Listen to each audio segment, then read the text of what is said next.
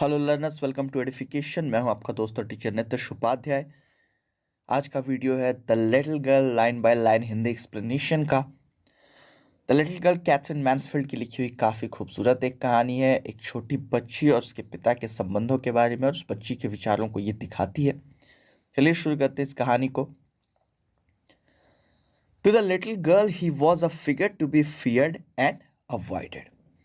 उसके पिता के बारे में कहा जा रहा है कि उस छोटी बच्ची के लिए उसके पिता एक ऐसी आकृति थे, एक ऐसे मनुष्य थे जिनसे डरना और दूर रहना ही उचित था। Every morning before going to work he came in to her room and gave her a casual kiss to which she responded with good bye father. हर सुबह काम पर जाने से पहले वो उसके रूम में आते थे और एक लापरवाह सी किस, कैजुअल मतलब जिसमें ज़्यादा इमोशंस ना हो, जिसके पीछे ज़्यादा सोच विचार ना हो, एक कैजुअल सी किस उसके माथे पे देते थे, जिसके बाद वो क्या कहती थी? अलविदा पिताजी। क्यों यहाँ कैजुअल वर्ड का यूज़ किया? यानी कि ऐसा नहीं था, बड़ा प्यार से उसको नहीं किस करते थे, बस आते थे, एक फॉर्मेलिटी निभा के चले जाते थे।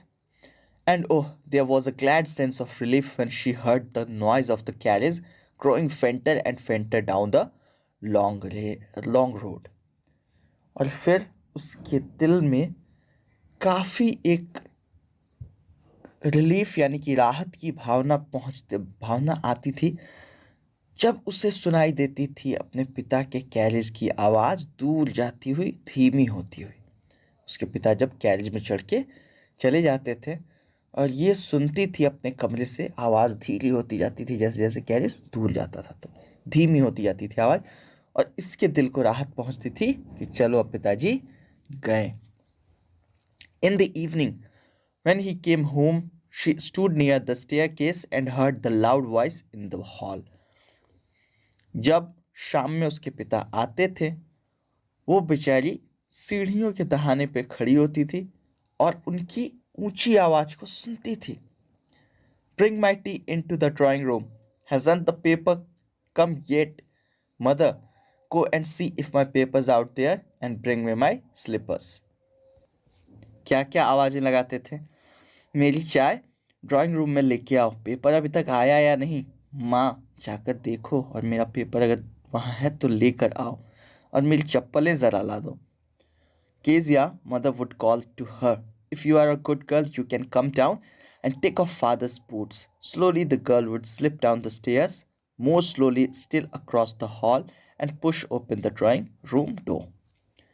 उसकी माँ चिल्लाती थी, उस छोटी बच्ची की माँ उसे आवाज़ देती थी, केजिया। अब हमें पता चल गया उस छोटी बच्ची का नाम केजिया था। केजिया, अगर तुम अच्छी बच्ची हो तो जाओ, नीचे आओ और अपने पिता के जूते उतारो। धीरे धीरे बेचारी लड़की सीढ़ियों से उतरती थी और उससे भी धीरे धीरे हॉल पार करके ड्राइंग रूम का कमरा खोलती थी, ड्राइंग रूम का दरवाजा खोलती थी। By that time, he had his spectacles on and looked at her over them in a way that was terrifying to the little girl. उस वक्त तक उसके पिता अपने अपना चश्मा पहन चुके होते थे और चश्मों के पीछे से ऐसे उसकी तरफ देखते थे जो उस छोटी लड़की के लिए काफी डरावना होता था। Well, Kezia, hurry up and pull off these boots and take them outside. Have you been a good girl today? क्या कहते हैं उसके पिता उससे? आओ कीजिया, इधर आओ, जल्दी से आओ और मेरे जूते ज़रा उतारो और लेके बाहर जाओ। फिर पूछते थे, क्या तुम आज दिन भर तुमने बदमाशी तो ज़्यादा नहीं की? तुम भली लड़की बन के तो रही। ये कॉमन फ्रेज है, पूछा जाता है बच्चों से। अभी देखिए क्रिसमस आ रहा है तो दिखाया जाता है फिल्मों में भी, सेंटा पूछते हैं या बच्चे सेंटा को चिट्ठी लिखते हैं, I have been a good boy this year. और सेंटा भी कहानियों में या फिल्मों में देखा हुआ होगा आपने, पूछते हैं have you been a good kid this year, मतलब इस साल तुम भले लड़के बन के रहे। ज़्यादा अच्छे से अगर कहा जाए तो क्या तुमने इस साल ज़्यादा बदमाशियाँ तो नहीं की? वही पूछते हैं इसके पिताजी, क्या तुमने आज ज़्यादा बदमाशियाँ तो नहीं की? I don't know father. अब थोड़ा ये हकलाने लगी, कहती है मुझे नहीं पता पिताजी। You don't know, if you stutter like that mother will have to take you to the doctor. कहते हैं तुम्हें ना नहीं पता, ऐसे हकलाओगी तो माँ को तुम्हें लेके डॉक्टर के पास जाना पड़ेगा. She never started with other people, had quite given it up, but only with father, because then she was trying so hard to say the words properly. वो बाकी लोगों के साथ कभी हकलाती नहीं थी, उसने हकलाना लगभग छोड़ दिया था, लेकिन अपने पिता के सामने हकलाने लगती थी, बस अपने पिता के सामने हकलाने लगती थी. क्यों? क्योंकि तब वो बड़ी ज़्यादा कोशिश कर रही होती थी, बड़ी मेहनत कर रही होती थी कि शब्द अच्छे से निकले. ऐसा था उसके पिता का डर कि वो बोलना भी चाहती थी एक एक शब्द ठीक से, और इस चक्कर में उल्टा बंगल कर देती थी. What's the matter? What are you looking so wretched about? Mother, I wish you taught this child not to appear on the brink of suicide. Here, Kezia, carry my teacup back to the table carefully. फिर पूछते इसके पिता, क्या बात है, इतनी मनहूसियत क्यों है तुम्हारे चेहरे पे? Wretched मतलब होता है मनहूस, नाखुश, उदास, अभागा. इतनी मनहूसियत क्यों है तुम्हारे चेहरे पे? इतनी दुखी क्यों दिखाई दे रही हो? माँ, उम्मीद करता हूँ तुमने इसे कुछ सिखाया हो कि ये ऐसी हमेशा ना दिखे, ऐसा लगता है कि आत्महत्या करने वाली है. मतलब ऐसा मुंह बना के इसने रखा हुआ है जैसे जिंदगी से उकता गई है. इसके चेहरे पे ऐसी फटकार बरस रही है. ये लो केजिया, जाओ मेरी प्याली लेके, चाय की प्याली लेके जाओ और बाहर सावधानी से टेबल पे रख देना. ये उसकी उदासी को एम्फसाइज कर रहे हैं, उसकी गंभीरता को. बच्ची अपने बाप के सामने थोड़ी, उसके चेहरे पे ऐसी गंभीरता आ जाती थी कि देख के उसके पिता कह रहे हैं, ऐसा मुंह क्यों लटकाया हुआ है तुमने, जैसे लग रहा है कि दुनिया भर का दुख तुम्हारे अंदर है, आत्महत्या कर सकती हो. ठीक है, बच्ची हो, हंसो मुस्कुराओ, ऐसा कुछ कहना चाहते हैं. फिर उन्होंने इससे कहा कि चाय की प्याली ले जाके बाहर रख दो. He was so big, his hands and his neck, especially his mouth when he yawned. Thinking about him alone was like thinking about a giant. अब केजिया के विचार बताए जा रहे हैं अपने पिता के बारे में. क्या थे वो? इतने बड़े थे, उसके पिता इतने लंबे चौड़े थे.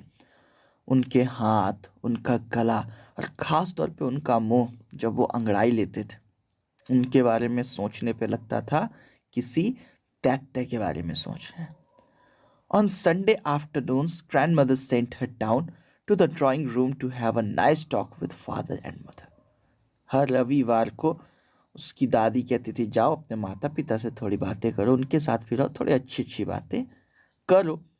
But the little girl always found mother reading and father stretched out on the sofa, his handkerchief on his face, his feet on one of the best cushions, sleeping soundly and snoring.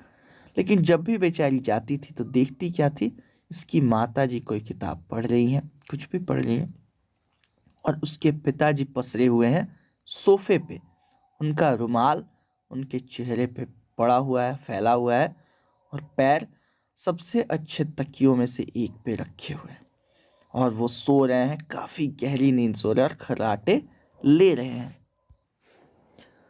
She sat on a stool, gravely watched him until he woke and stretched and asked the time, then looked at her.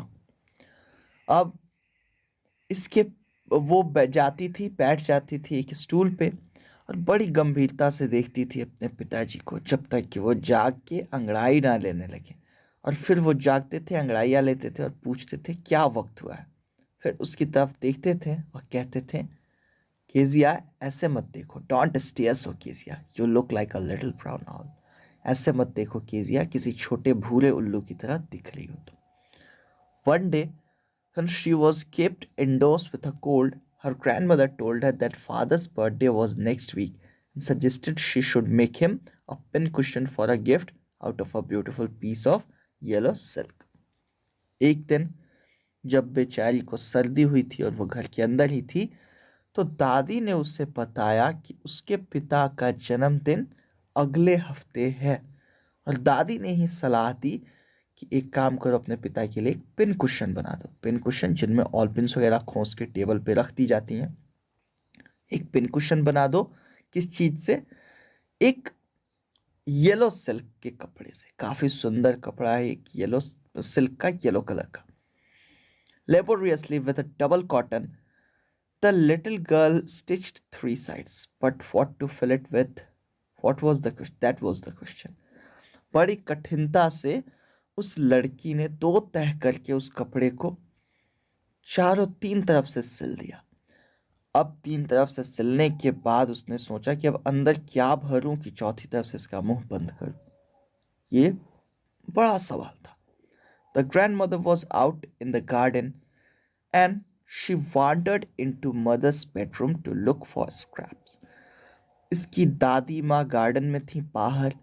अब बेचारी अपने माँ के कमरे में चली गई और देखने लगी छोटी मोटी कोई चीज़ें मिले। स्क्रैप कहा जाता है छोटे टुकड़ों को, जैसे कपड़े के टुकड़े, कागज़ के टुकड़े, ऐसी चीज़ें जो फेंक दी गई हों, जो बच गया हो। तो उनकी तलाश में अपने माता जी के बेडरूम में गई। On the bed table, she discovered a great many sheets of fine paper, gathered them up, tore them into tiny pieces, and stuffed her case, then sewed up the 4th side. गई, देखती क्या है कि जो bed table होती है ना, बिस्तर के बगल में रखी हुई टेबल, वहाँ उसने पाया ढेर सारी कागज की शीट्स रखी हुई, मतलब ढेर सारे पन्ने रखे हुए, अच्छे कागज के, सुंदर कागज के। उनको इसने इकट्ठा किया, छोटे छोटे टुकड़ों में फाड़ दिया और उसको भर दिया। उस जो पिन कुशन का केस बनाया हुआ था इसने, यानी कि आउटर लेयर जो बनाई थी, उसके अंदर भर दिया और सूड अप द 4th साइड, और चौथी साइड को सिल दिया। That night there was a hue and cry in the house. Father's great speech for the port authority had been lost. उस रात घर में काफी हो हल्ला हुआ। पोर्ट अथॉरिटी की मीटिंग में स्पीच देने के लिए इसके पिता ने लिख के रखी थी, वो गायब हो चुकी थी। Rooms were searched, servants questioned. Finally mother came into Kezia's room. एक एक कमरे की तलाशी ली गई, नौकरों से पूछताछ की गई। आखिरकार इसकी माँ आई केजिया के कमरे में। क्या कहती है? Kezia, I suppose you didn't see some papers on a table in our room. कहते हैं केजिया, मुझे नहीं लगता कि तुमने देखे होंगे। क्या तुमने देखे थे कुछ कागजात जो रखे हुए थे हमारे कमरे में, टेबल पे, मेज पे? Oh yes, she said, I tore them up for my surprise. Kezia चहक के कहती है, अरे हाँ, मैंने देखे थे ना, मैंने उनको फाड़ दिया एक सरप्राइज गिफ्ट तैयार करने के लिए। What? screamed mother. Come straight down to the dining room this instant. इसकी माँ तेजी से चिल्लाती है, क्या क्या किया तुमने? चलो जल्दी से आओ डाइनिंग रूम में, अभी के अभी। And she was dragged down to where father was pacing to and fro, hands behind his back. और केजिया को घसीट के लाया गया वहां जहां इसके पिता चहलकदमी कर रहे थे, आगे पीछे, इधर उधर, अपने हाथ अपनी पीठ के पीछे रखे हुए। वेल, ही सेड शार्पली, तीखी आवाज में उन्होंने पूछा। हाँ, मदर एक्सप्लेन्ड, माता जी ने पूरी बात समझाई। He stopped and stared at the child. Did you do that? No, she whispered. अब वो रुक गए, चहलकदमी करते करते वो रुक गए और उन्होंने घूर के उस बच्ची की तरफ देखा और क्या पूछते हैं, क्या तुमने ये किया? वो हकलाते हुए फिर से धीमी आवाज में एकदम कहती है, बुदबुदाती है, ना नहीं। Mother, go up to her room and fetch down the damned thing. See that the child is put to bed this instant. माँ, जाओ जल्दी से इस कमरे में। अभी अपनी माँ से कहते हैं, इसकी दादी से, जाओ अभी तुरंत इसके कमरे में और उस अभागी चीज को लेके आओ जल्दी से, उस मनहूस चीज को। कौन सी चीज? वो जो पिन कुशन था। जाओ और देखना इस लड़की को तुरंत ही बिस्तर पे पटक दिया जाए, ले जाके तुरंत इसको सुला दिया जाए। ठीक है। Crying too much to explain, she lay in the shadowed room watching the evening light make a sad little pattern on the floor. बेचारी रो इतना रही थी, उसका गला भर गया था, वो कुछ बोल नहीं पा रही थी, तो कैसे चीज़ों को एक्सप्लेन कर पाती? वो बस लेटी हुई थी अपने कमरे में, उस कमरे में जो शैडोड था, यानी कि रोशनी नहीं थी, बाहर से हल्की फुल्की जो रोशनी आ रही थी उससे कमरे में रखी हुई चीज़ों की छाया जमीन पे, उसके फर्श पे बन रही थी। तो उस कमरे में ये लेटी हुई थी जहां शाम की रोशनी आके अलग अलग तरीके के पैटर्न फ्लोर पे बना रही थी। Then father came into the room with a ruler in his hands. तब उसके पिताजी कमरे में आए एक बड़ा सा रूलर लेके। रूलर स्केल जो आप लोगों ने देखा ही होगा, जिससे आप लोग लाइन खींचते हैं नोटबुक्स में। I am going to beat you for this, he said. क्या कहा इसके पिताजी ने कि मैं आज तुम्हारी पिटाई करूंगा इस चीज के लिए. Oh no no, she screamed hiding under the bed clothes. वो बेचारी चिल्लाई, अरे नहीं नहीं नहीं, और कपड़ों के जो चादरें होती हैं उनके नीचे अंदर छुपने लगी. बेड क्लॉथ, चादर, रजाई, इन सबको लेके कह रहा है, कलेक्टिवली कहा जा रहा है. ठीक है. ही पुल्ड देम असाइड, उसके पिताजी ने वो सारी चीज़ें एक तरफ खींच दी. बिस्तर की चादर जो ये अपने ऊपर खींच रही थी, और कंफर्टर वगैरह जो रहे होंगे. क्या कहते हैं, sit up he ordered and hold out your hands, you must be taught once and for all not to touch what does not belong to you. कहते हैं उसको आदेश दिया इसके पिताजी ने, उठ के खड़ी हो जाओ, तुरंत तुरंत उठ के खड़ी हो जाओ और अपने हाथ बाहर निकालो. एक बार आज तुमको सिखा देना ज़रूरी हो गया है कि वो चीज़ नहीं छूनी चाहिए जो तुम्हारी नहीं हो. वंस एंड फॉर ऑल कहा जाता है कि एक ही बार में काम को ख़त्म कर दिया जाए, या मतलब उसको सेटल कर दिया जाए. लोग अक्सर कहते हैं let's settle it once and for all, चलो आज इसको निपटा ही दिया जाए. तो वही कहते हैं कि आओ आज तुमको सिखा ही दूं मैं कि वो चीज़ जो तुम्हारी नहीं हो उसे नहीं छूना चाहिए. But it was for your birthday. फिर यह हकलाते हुए बोलती, लेकिन वो आप ही के जन्मदिन के लिए था. Down came the ruler on her little pink palms. Hours later, when grandmother had wrapped her in a shawl and rocked her in the rocking chair, the child clung to her soft body. और जब उसने बोला कि ये आप ही के जन्मदिन के लिए आया था, तभी धड़ाम से आके उसके नाजुक गुलाबी हथेलियों से टकराया उसके पिताजी का रूलर, जोर से. घंटों बाद जब उसकी दादी ने had wrapped her in a shawl and rocked her in the morning chair, the child clung to her soft body. इसकी दादी ने उसको एक शॉल में लपेट के, छोटी बच्ची थी, और उसको रॉकिंग चेयर पे, वो जो कुर्सी होती है ना जिस पे लोग आगे पीछे झूलते हैं बैठ के, उस पे बिठा के झुला दिया थोड़ा. तब वो अपनी दादी से चिपट के, दादी के मुलायम नाजुक शरीर से चिपट के क्या बोलती है, what did God make fathers for, she sobbed. सिसकियाँ लेते हुए बोलती है, आखिर भगवान ने बनाया ही क्यों पिता नाम की चीज को. Here is a clean hanky, darling. Blow your nose. Go to sleep, pet. You'll forget all about it in the morning. I tried to explain to father, but he was too upset to listen tonight. कहती है, ये लो बेटा, एक छोटी सी, ये लो एक साफ सुथरा रुमाल, इसमें अपनी नाक पोंछ लो, सो जाओ. यहाँ वर्ड जो यूज हुआ है ना, डार्लिंग, पेट, आप लोगों को तो पता ही होगा. डार्लिंग मतलब प्रिय या प्यार, बच्चा, बाबू, ये सब यहाँ आप समझ सकते हैं. पेट का मतलब ऐसा पालतू होता है, लेकिन यहाँ पालतू नहीं, यहाँ प्यार जताने के लिए ही ये वर्ड यूज हुआ है. सो जाओ बेटा, ये लो अपनी नाक इसमें पोंछ लो.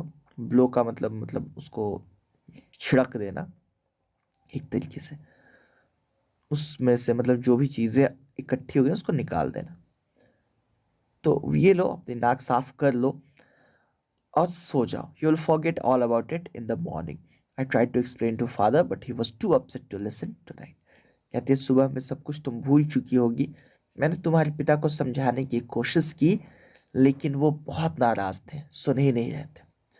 But the child never forgot. Next time she saw him she quickly put both hands behind her back and a red colour flu into her cheeks. लेकिन वो बच्ची कभी इस बात को फिर भूली नहीं. जब भी अपने पिता को देखती थी, तुरंत ही अपने दोनों हाथ अपनी पीठ के पीछे रख लेती थी, और एक लाल रंग उसके गालों में भर जाता था, उसके गाल लाल हो जाते थे. The McDonalds lived next door. They had 5 children. Looking through a gap in the fence, the little girl saw them playing tag in the evening. McDonald परिवार उससे बस बगल में रहता था. उनके 5 बच्चे थे. उनके बीच में जो फेंस थी, जो बाड़ थी, उसके बीच की दरार से छोटी बच्ची अक्सर देखती थी कि वो लोग शाम में टैग खेलते थे. हमारे यहाँ टैग को छुआ छुई या चोर सिपाही कहा जाता है शायद, जिसमें बच्चे एक दूसरे को छूने के लिए दौड़ते हैं. एक ने किसी को छू दिया तो वो बाद में फिर दौड़ेगा बाकी लोगों को छूने के लिए. ऐसा ही कुछ होता है. The father with the baby Mao on his shoulders, 2 little girls hanging onto his coat pockets, ran around and round with flower beds, shaking with laughter. Once she saw the boys turn the hose on him and he tried to catch them, laughing all the time. तो वो लोग tag खेल रहे थे. उनके जो पिता थे उनके कंधों पे बच्चा था छोटा सा जिसका नाम था माओ। उनके दोनों कंधों पे टांगे रख के वो बैठा हुआ था। दो छोटी लड़कियां उनकी जो थी वो दोनों तरफ से उनके कोट की पॉकेट्स को पकड़ के लटकी हुई थी। और ये सब लोग इधर से उधर उधर से उधर दौड़ रहे थे फूलों की क्यारियों के बीच से, हंसते हुए और जो से हंसते हुए कह कह लगाते हुए। एक बार उसने देखा कि बच्चों ने क्या किया, लड़कों ने जो पानी का होज होता है ना जिससे पानी निकलता है, पाइप के आखिरी किनारे पे होज होता है तो वो उन लोगों ने ऑन कर दिया और अपने पिता को भिगोने लगे और उसके पिता हंसते हुए पिता उनको पकड़ने की कोशिश करने लगे। Then it was decided there were different sorts of fathers. तब जाके इस बच्ची को समझ में आया कि इस दुनिया में अलग अलग तरह के बाप होते हैं। Suddenly one day mother became ill and she and grandmother went to hospital. एकाएक एक दिन माँ बीमार पड़ गई इस बच्ची की और उसे, उसकी माँ को और उसकी दादी को अस्पताल जाना पड़ा। The little girl was left alone in the house with Alice the cook sorry. जो छोटी बच्ची थी उसको घर में ही रहना पड़ा। जो कुक थी एलिस, जो खाना बनाती थी, उसके साथ इसे अकेले रहना पड़ा। That was all right in the daytime, but while Alice was putting her to bed she grew suddenly afraid। दिन में तो इसमें कोई दिक्कत थी नहीं, लेकिन शाम में जब एलिस उसे सुलाने लगी तब एकाएक इसे डर लगने लगा, केसिया को एकाएक डर लगने लगा। क्या पूछती है? What will I do if I have a nightmare? She asked. I often have nightmares, and then Granny takes me into her bed. I can't stay in the dark. It all gets whispery.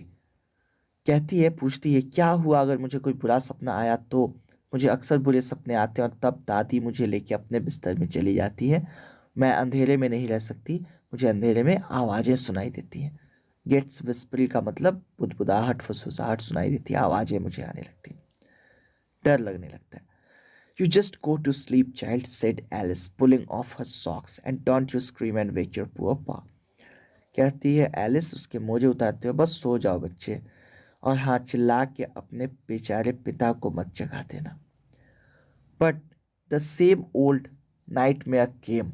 The butcher with a knife and a rope who came nearer and nearer, smiling that dreadful smile while she could not move, could only stand still, crying out, Grandma, Grandma. She woke shivering to see father beside her bed, a candle in his hand. लेकिन वही पुराना दुस्वप्न, वही पुराना सपना, भयानक सपना लौट कर वापस आया। क्या था वो सपना? एक कसाई जिसके हाथों में एक चाकू, एक रस्सी के साथ, और इस बच्ची के और पास आता जा रहा था वो कसाई। उसके चेहरे पे काफी खतरनाक भयानक मुस्कान थी उस कसाई के चेहरे पे, और वो बिल्कुल हिल नहीं पा रही थी केजिया, बस वो खड़ी खड़ी चिल्ला रही थी, ग्रैंडमा, ग्रैंडमा, दादी, दादी, अपने सपने में। एकाएक वो जागी, वो कांप रही थी। उसने क्या देखा? बगल में, बिस्तर के बगल में उसके पिता खड़े थे, हाथों में मोमबत्ती लेके। अब यहाँ मैं एक चीज समझा देना चाहता हूँ। कुछ चिरकुट लोग समझा रहे हैं, जो टीचर्स नहीं, मार्केटियर्स हैं, बच्चों को आते हैं, कहते हैं अरे तुम तो बड़े इंटेलिजेंट हो, कोई कोचिंग पकड़ लो। अरे कौन सी कोचिंग? मेरी ही कोचिंग। तो इस तरीके के लोग जो होते हैं ना, अभी कुछ किसी बच्चे ने मुझे बताया था कि वो समझाते थे कि वो सपने में एक कसाई को देखती थी, फिर कसाई का चेहरा उसके पिता के चेहरे में बदल जाता था। कहाँ लिखी हुई है ये बात? मैंने इसको 50 बार पढ़ा होगा, मुझे तो कहीं नहीं दिखी। तो आप लोग ये चीज़ें ना समझे, अगर कोई समझाने की कोशिश करे तो साफ दिखा रहा है। ये कहता है कि कसाई का चेहरा पास आता जाता था, एकाएक इसकी नींद खुल जाती थी, बस यहीं पे ख़त्म है। अब आगे जागने की बात है कि क्या होता हुआ जब इसने देखा कि उसके पिता वहाँ खड़े थे बिस्तर के पास, हाथों में मोमबत्ती लेके। What's the matter? He said. इसके पिता ने पूछा, क्या बात है? Oh, a butcher, a knife, I want granny. He blew out the candle, bent down and caught up the child in his arms, carrying her along the passage to the big bedroom. क्या कहती है? अरे एक कसाई, एक चाकू, दादी चाहिए मुझे। ये डर के मारे ऐसे बोलती है। इसके पिता ने मोमबत्ती बुझा दी, नीचे झुके और उस बच्ची को अपनी बाहों में उठा लिया, उसे उठाकर ले आए अपनी गोद में, पैसेज से होते हुए बड़े वाले बेडरूम में जो उनका था। A newspaper was on the bed, a half-smoked cigar was near his reading lamp.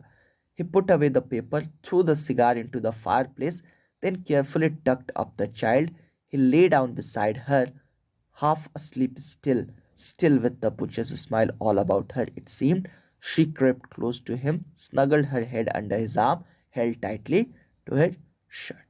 जब वो लोग आए तो बिस्तर पे एक न्यूज़पेपर पड़ा हुआ था, खुला हुआ था, और आधा जला हुआ एक सिगार रीडिंग लैंप के पास पड़ा हुआ था टेबल पे।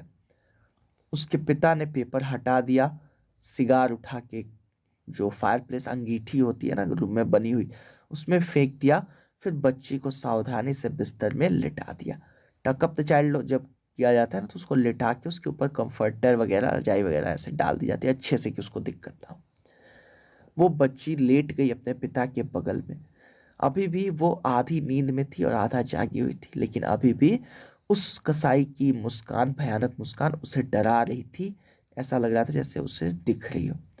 वो और सड़क के अपने पिता के पास खिसक गई और अपना सर अपने पिता के बाह के नीचे घुसा दिया और उनकी शर्ट को पकड़ लिया।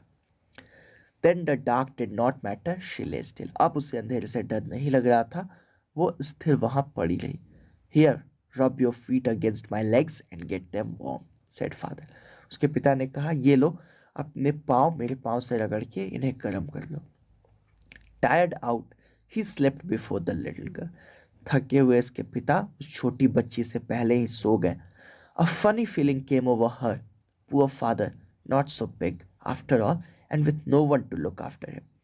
एक बड़े अजीब से ख्याल, बड़ा अजीब सा विचार इस बच्ची के दिल में आया। बेचारे पिताजी इतने भी बड़े नहीं हैं आखिरकार, और कोई नहीं है जो उनका ख्याल रखे। He was harder than grandmother, but it was a nice hardness. अपनी दादी की बॉडी से इसको चिपकने की आदत थी जो काफ़ी मुलायम थी। आज वो अपने पिता को पकड़ के सोई हुई थी, सोच रही थी कि मेरे पिता, इनका शरीर दादी से सख्त है, लेकिन ये अच्छी वाली सख्ती है, काफ़ी अच्छी वाली सख्ती है। And every day he had to work and was too tired to be a Mr. MacDonald. She had torn up all his beautiful writing. She stirred suddenly and sighed. और हर दिन बेचारे को इतनी ज़्यादा मेहनत करनी पड़ती है कि मिस्टर मैकडोनल्ड की तरह मस्ती नहीं कर सकते। ऐसा यूज़ किया जाता है ए लगा के किसी प्रोपर नाउन के पहले कि उनके जैसा। जैसे हम कह सकते हैं I have Kishore Kumar in my class, तो मतलब किशोर कुमार जैसा गाने वाला एक लड़का मेरी क्लास में, हालांकि उनके जैसा गाना पॉसिबल नहीं है। तो to try to be a mister McDonald जब कह रही है, लिख रहे हैं यहाँ पे, कैथरीन मैन्सफील्ड लिख रही है, तो इसका मतलब है वो इतने थक जाते थे कि मिस्टर मैकडोनल्ड की तरह मस्ती नहीं कर सकते थे। और उस पर इतनी खूबसूरती से उन्होंने जो चीज़ लिखी थी, ये इसने फाड़ के फेंक दी थी। किसने? केजिया ने। अब एकाएक उसने झुरझुरी ली और एक गहरी सांस छोड़ी। इसको समझ में आ गया कि इसकी जो पिटाई हुई थी वो गलत नहीं हुई थी। पिता को इसने वाकई बड़ा गुस्सा दिलाया होगा, कितना गलत किया उसने अपने पिता के साथ। अब इसके पिता पूछते हैं what's the matter, asked her father another dream. इसके पिता पूछते हैं क्या बात है, फिर से कोई सपना आया? Oh said the little girl, my head is on your heart, I can hear it going, what a big heart you have got father dear. कहती अरे नहीं, मेरा सर आपके दिल के ऊपर है, मुझे आपके दिल की धड़कनें सुनाई दे रही हैं, कितना बड़ा दिल है आपका प्यारे पिताजी। और इस तरह से ये हमारा the little girl line by line Hindi explanation का वीडियो ख़त्म हुआ। उम्मीद करता हूँ ये आपके काम आएगा, आपको समझ में आएगा, मैंने ढंग से आपको पढ़ाया होगा। मिलते हैं अगले किसी वीडियो में, तब तक के लिए stay safe, take care and keep learning. उम्मीद करता हूँ आपको ये लेसन समझ में आया होगा। अगर ऐसा है तो प्लीज़ लाइक का बटन दबाइए, वीडियो अच्छा लगा हो तो, और साथ में नीचे कमेंट करके हमें ज़रूर बताइए अगर वीडियो नहीं पसंद आया, या आप ये भी बता सकते हैं कि आप आने वाली वीडियोस में क्या चाहते हैं। शेयर ज़रूर कीजिए अपने दोस्तों के साथ अगर पसंद आया हो, और सब्सक्राइब ज़रूर कीजिए हमारे चैनल को।